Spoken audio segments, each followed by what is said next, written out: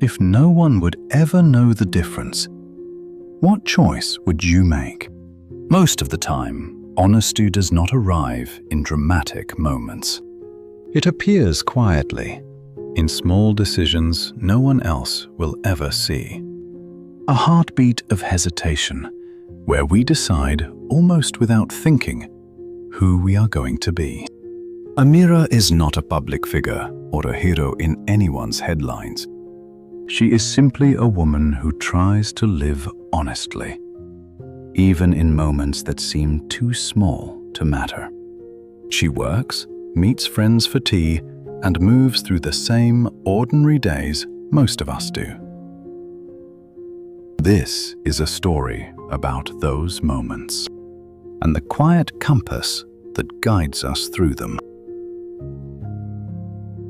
A weekday morning, a small cafe near downtown.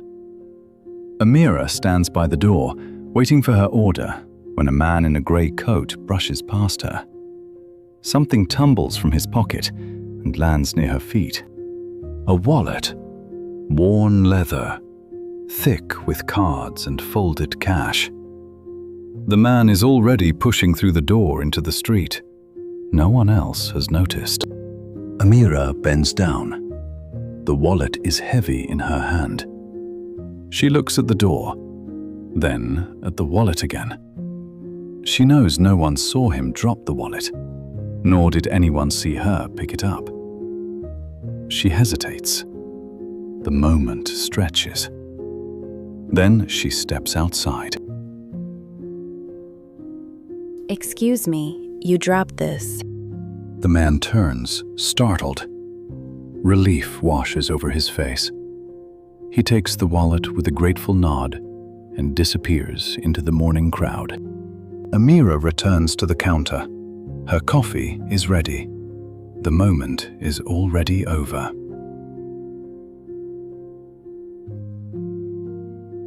That afternoon, a glass-walled meeting room. 6 people around a polished table. Amira's manager, Jeffrey, is finishing his review of the quarterly results. Before we wrap up, I want to acknowledge something. That client retention strategy we rolled out last month, it's working. The numbers are up 11%. As the room murmurs with approval, Jeffrey turns to Amira. Amira, I know that approach came from you. You brought it to me back in March. The leadership team noticed, and I've put your name forward for the project lead position on the Williams account. The room turns to look at her. Nods of appreciation, the warmth of recognition. But the idea was not hers. It came from Rachel, a colleague who transferred to another department 2 weeks ago. Rachel mentioned it once over coffee. Amira merely refined the language and brought it to the meeting.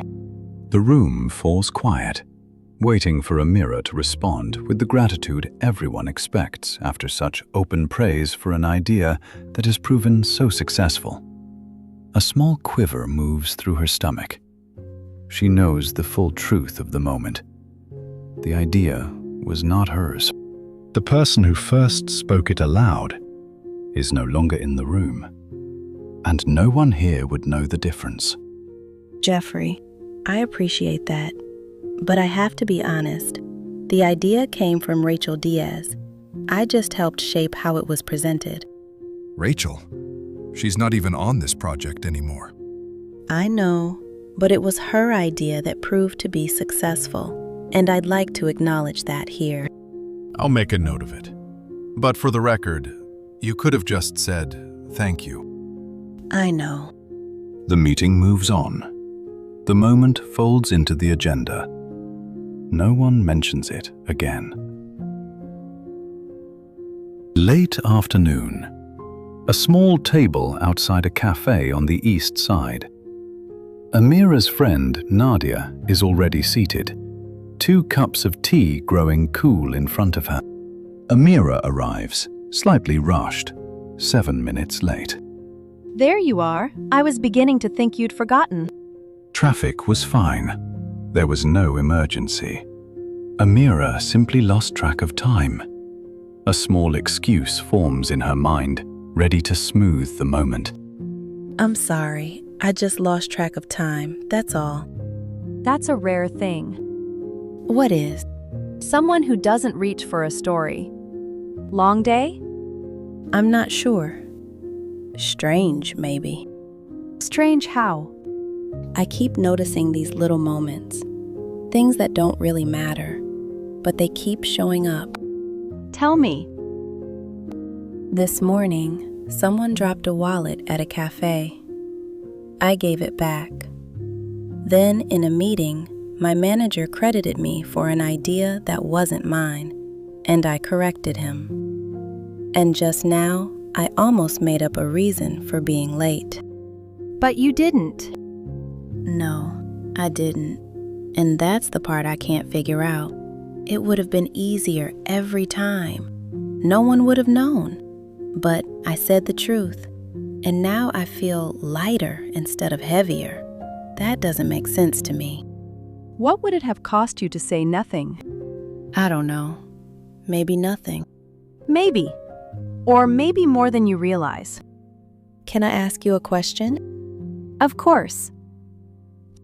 If you'd kept the wallet, or taken the credit, or made up a little excuse just now, what would you be carrying with you right now? Amira pauses. She looks down at her hands, then back at her friend. A story. I'd be carrying a story. And what does one story cost? More stories.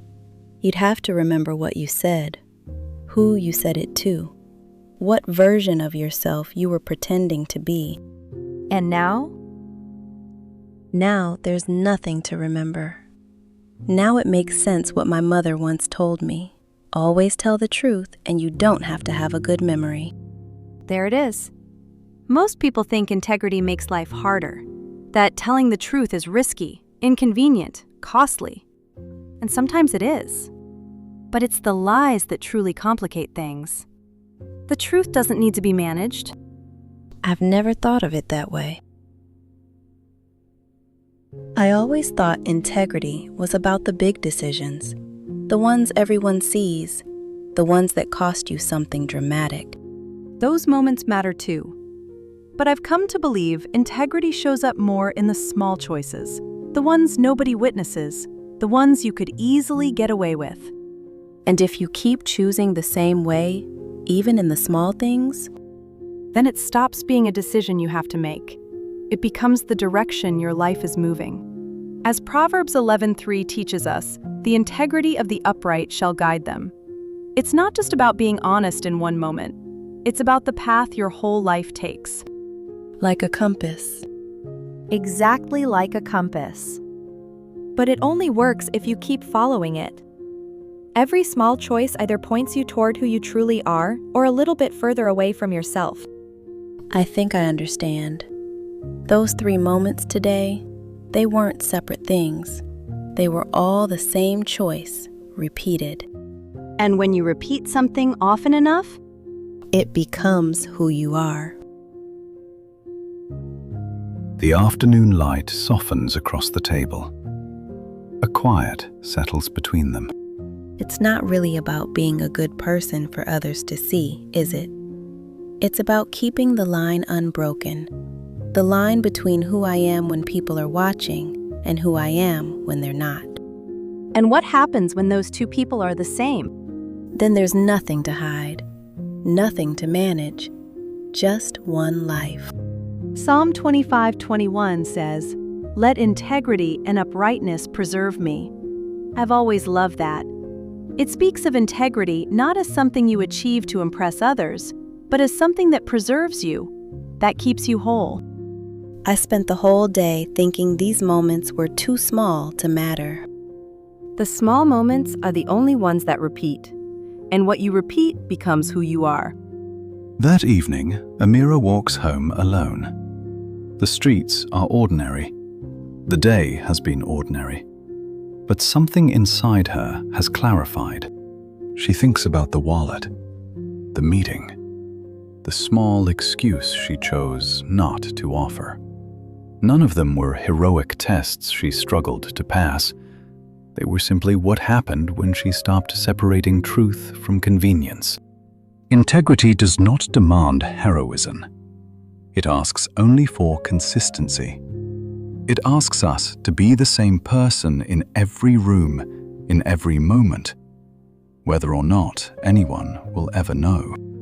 And when that line stays unbroken, when who we are in private matches who we are in public, life becomes something it cannot otherwise be.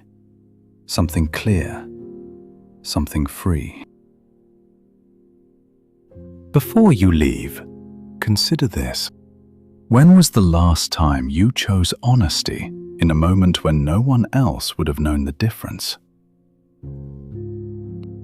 Those quiet decisions shape the direction of a life. If this reflection spoke to you, share your thoughts below. And remember, integrity makes life simpler.